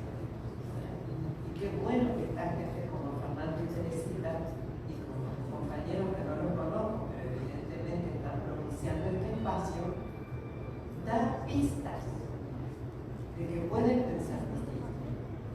Ahora, para pensar distinto hay que ser coherente. Esa es miren, el concepto más dramático que tiene el pensamiento crítico es la coherencia. Hay un autor que se llama Benjamin, y yo no me imagino a Benjamin suicidándose porque no le daban un cargo, porque no le daban un lugar en el CONACYT, no sé. El compromiso era con la realidad, con las cosas que estaban pasando en la realidad. Entonces yo creo que esto que trae Humberto, desde la memoria y desde la historia, nos invita también a revisar por qué las escuelas están organizadas como están organizadas. Y uno de los elementos fundamentales es para que la gente no se encuentre, para que haya un poquito de todo. Y nosotros estamos al revés, diciéndole deténgase, pregunte, escuche a los niños, escuche a los compañeros. Le pregunto yo a esta cosa, mire, anécdotas montones, que tiene que ver con lo que decía Pablo Muñoz ayer, ¿no? De qué manera los proyectos integrados que se plantean pueden revalorar, pueden articularse con los problemas. Primero hay que tener un pensamiento articulado. ¿Cómo relacionan las cosas? Y eso se aprende. Entonces yo creo que agradezco tremendamente porque lo que Humberto trae es la tierra en sus pies, la tierra en su pensamiento guerrero en todo el tiempo, caminando, hablando con gente. Miren, hablar con Cristina, una de las madres de Yosinama, es desgarrador. La señora empleada doméstica habían estado ahorrando para que su hijo fuera a la normal de Yosinama 2 años, porque hay que pagar, porque tiene que tener plata para el pasaje, para el no es tan gratis la educación, no es tan gratis, mucho menos para los sectores populares. Después que lograron que el chico entrara, se lo devuelven muerto. Ella no sabía ni leer ni escribir. Y yo la llevé a Colombia a hablar y contar a la experiencia. Y aprendió a leer y escribir, y ¿saben qué? Usa mejor la tecnología que los maestros con el COVID. ¿Y saben por qué? Porque el deseo era más fuerte que las dificultades de la universidad. Entonces, yo creo que como decía el revolucionario, ternura el amor, pero no romántico, es un trabajo. Cuando voy a las escuelas bachilleres y los chicos aparecen con las uñas pintadas y no saben qué hacer, si tener relaciones con un varón o con una niña porque está de moda, y yo he visto el drama que han pasado adolescentes y jóvenes que tuvieron que pasar por la prueba de no ser heterosexual y eso no tiene retorno. Y los padres no saben qué hacer. Y los padres confían en la escuela. Y los maestros, ¿qué dicen? ¿Qué dicen los maestros? Eso no es mi problema. Los padres se han desentendido de los chicos. Y los padres de sectores populares, tanto que acá estamos hablando de justicia, no pueden porque tienen que sobrevivir. Porque el trabajo es mucho. Entonces, la realidad es más compleja. Es detenerse, escuchar a los compañeros. Los compañeros indígenas, ¿no? En este país yo aprendí eso, aunque todavía me falta una cuarta cátedra del silencio. Pero es que es devastador ver la cantidad. Y miren, no se necesita más plata. Si hay algo una creencia en el sistema educativo es que para hacer cambios se necesita plata. Es eso no es cierto. Y lo digo porque soy maestra, y porque he vivido en las escuelas de la dictadura, y porque he vivido en las escuelas de la dictadura ideológica. Y porque eso no cambia, no es plata, es creatividad. Eso que le pedimos a los maestros lo tenemos que hacer los que estamos al frente de los proyectos. ¿Cómo generamos una escuela distinta? Organizándola distinta con la misma gente, con la misma plata que tenemos. Por ejemplo, que los grados sean multigrados. ¿Por qué los grados se separaron? Porque resulta que ahora tenemos que integrar, pero nunca nos enseñan cómo trabajar con un autista, que no es una cosa fácil. Entonces, yo creo que es muy bueno esto que dice Fernando, que comunica que van a hacer un proceso de formación con las autoridades. Porque las autoridades tienen que estar preparadas para este cambio, que es de organización, como dice Humberto, y porque para poder apoyar los cambios que vaya a haber abajo, si no estamos otra vez diciendo que los de abajo hagan que yo miro. Y eso no es por plata, es cambiando la organización, teniendo claro cómo organizarlo. Si una escuela como Ayotzinapa está llamando a alguien, con mi respeto, no comparto lo que dice, pero eso no quiere decir que esté mal. Resulta que en Ayotzinapa llevan a Tobón para que les dé clases de competencia porque no saben qué hacer. Entonces lo traigo como anécdota del presente. Y no sé, bueno, debe haber tenido, si tuvo apoyo o no de la estructura gubernamental. Y voy a asumir la propuesta de los 43. Nosotros, me pareció una idea brillante. Y nosotros como Instituto Pensamiento y Cultura de América Latina, podemos adoptar 43 escuelas para enseñar a pensar críticamente, porque nosotros sí tenemos los elementos epistémicos, pedagógicos y didácticos para que eso ocurra, por lo menos como experiencia. Así que gracias por esa idea que asumo con todo gusto.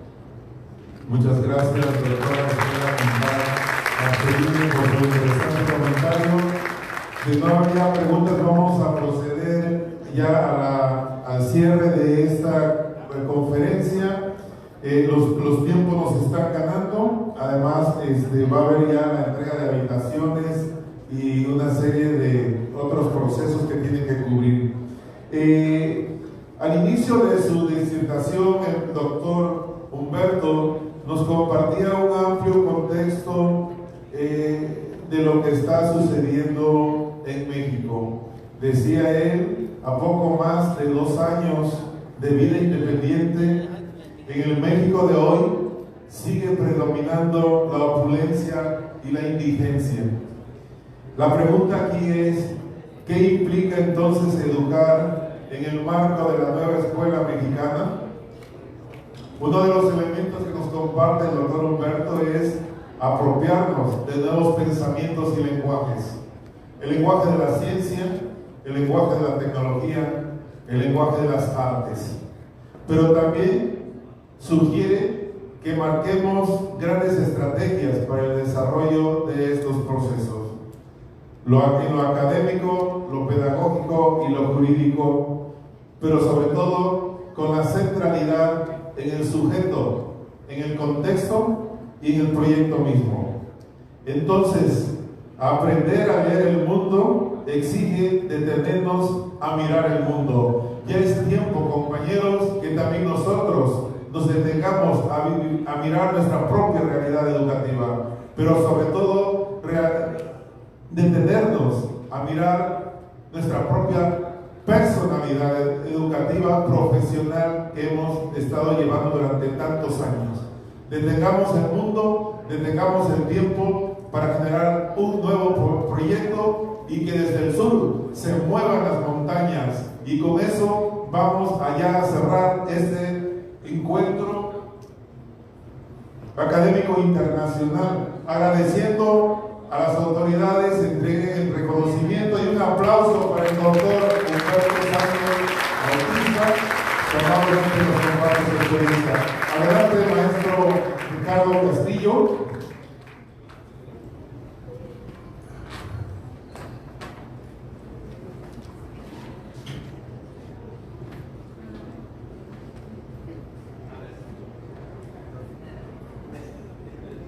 Muchas gracias. Ahorita en comentario en corto con el doctor Max, decía que aquí al maestro Humberto le teníamos que haber traído un presente de otro lado, porque él sabe, y digo, sin menosprecio desde luego, de lo nuestro, pero él sabe. Sin embargo, lo hacemos de todo corazón, con mucho gusto y con todo el agradecimiento, doctor, por este apoyo que nos dio invaluable. ¿Tiene usted?